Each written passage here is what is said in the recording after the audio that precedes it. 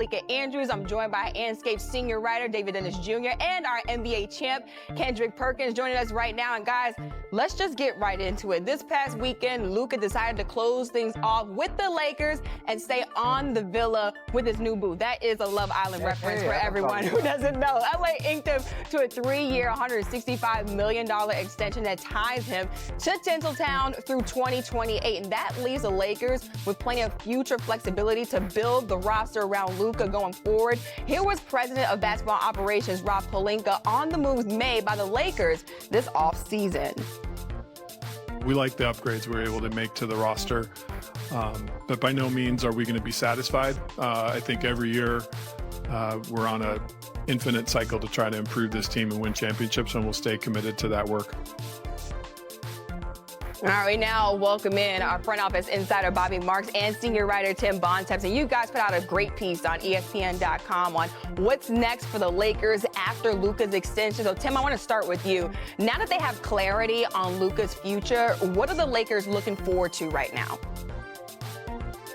Well, as Rob Pelinka just said in that clip there, I mean, the goal for the Lakers every year is to try to win a title. And last year, they obviously lost in the first round in 5 games to the Minnesota Timberwolves, who went on to lose in 5 games in the Western Conference Finals to the Oklahoma City Thunder, who went on to win the title. So to get to be a championship team, the Lakers have a lot of work to do. Now, if you want to look at how are you going to build around Luka Doncic, go look at what Dallas did, right? You had a bunch of big two-way wings, some rim-running centers with him. That is a formula that's led to a lot of wins for Luka Doncic in the past. However, every team in the league is looking for two-way big wings that can shoot.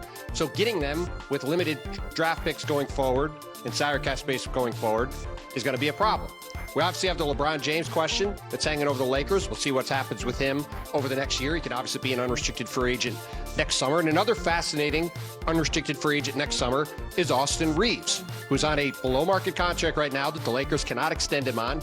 People I talked to around the league for this story thought he'd be making $30 million or more next year. It's a huge raise from where he's at now.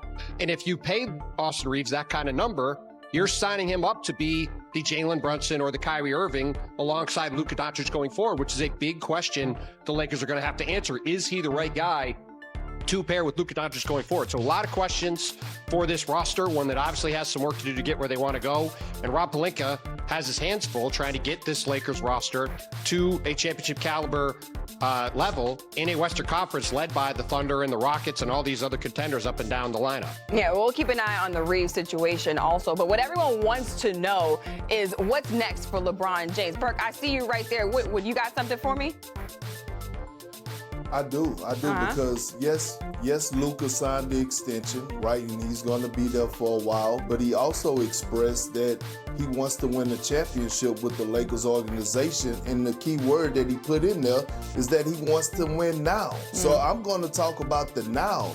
And when you talk about this Laker team, their biggest issue last year and why they had a first-round exit is, one, guys were playing out of position. So you had a LeBron James playing in the center. They addressed that issue with a young DeAndre Ayton, who showed us when he's competing and playing for something under the right leadership, he could help be a center that go to the NBA Finals. He done it with the Suns.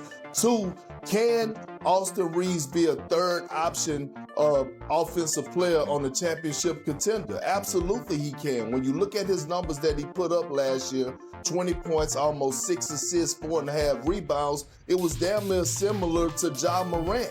And so when you think about Austin Reeves and what he could do, and then they address the position of the perimeter defender, but perimeter defense, and add Marcus Smart, because we saw what Anthony Edwards did to them last year in the first round. The Lakers are right in the thick of things, and last but not least, they're finally going into training camp healthy.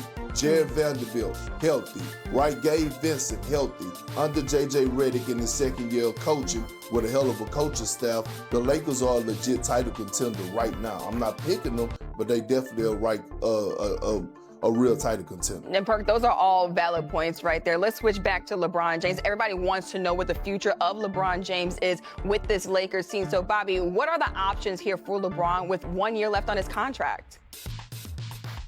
I mean, this is an unprecedented situation here, and I'll kind of set the stage for you. Here we have a 40-year-old LeBron James who continues to play at an all-NBA level, and the only thing that's guaranteed is that he's going to be an unrestricted free agent next year, and that's because he opted into that contract here. I think when you look at it from the Lakers' perspective, it's ironic. They're a team that's going to have $50 million in cap space next offseason, but guess what?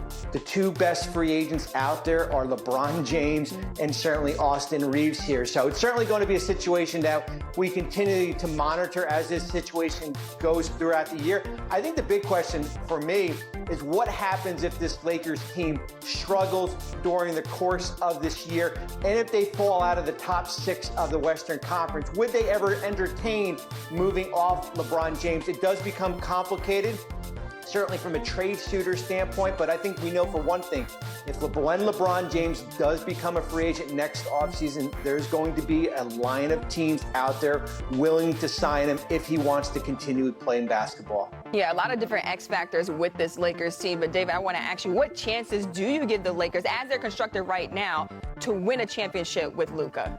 Unlike what Perk said, I don't think they're going to win a championship this year. I don't see them as contenders this year. I mean, you can talk about all the things they've added. You can talk about the Aiden. You can talk about the Marcus Smart. They still got bounced in 5 games pretty handily by Minnesota Timberwolves team. That's not better than OKC. That's not better than Houston. That's not better than Denver. I don't see the Lakers entering into the top 4 with what they have. You can talk about Reeves and Luka and LeBron. Somebody's got to play defense back there. And Luka looks great and all that stuff, but that doesn't mean anything in terms of how he's going to look defensively. There's a lot of stuff I need to see from this Lakers team to believe they're contenders this year. I just don't see it. Now, going forward, Bobby brings up a good point. The way that you build teams that for the Lakers traditionally has been pretty simple. You get a star, Kobe, Shaq, even Magic, or LeBron, you get one of those guys, they come to the team, and then you build around them, you get your stars later. You get an Anthony Davis, you get a Pau Gasol, you get a Metta World Peace, you get that.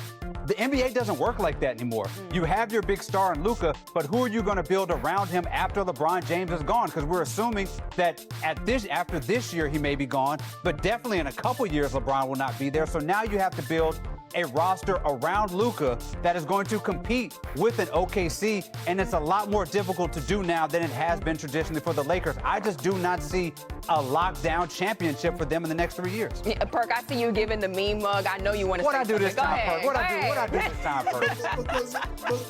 Because I'm asking, like, go and get a former #1 pick who's just knocking at the door of his prime, and DeAndre Ayton is not adding a piece that values that fits around Luka, a guy that could be a lob threat, a guy that could be a pick and pop guy, a rim runner that they need. Go and get a Marcus Smart, who I believe is 31 years of age, adding him to the roster, a defensive guy that Luka actually made phone calls to because he wanted them on the roster and know what Marcus Smart brings to the table, is not building and going in the direction of adding pieces. That is adding pieces. That they did an exceptional job, especially at the number that they got those 2 guys in. Yeah, I feel like we can go on and on about this, but Bontemps, I want to get you in here as well before we wrap things up. What are your thoughts on the Lakers in that championship window? I mean, the championship window probably starts after this season, and with the runway that the Lakers have been given by Luka Doncic with him signing this 3-year extension to give them the opportunity to be patient and build this team out around him. But as Bobby laid out, the challenge isn't doing that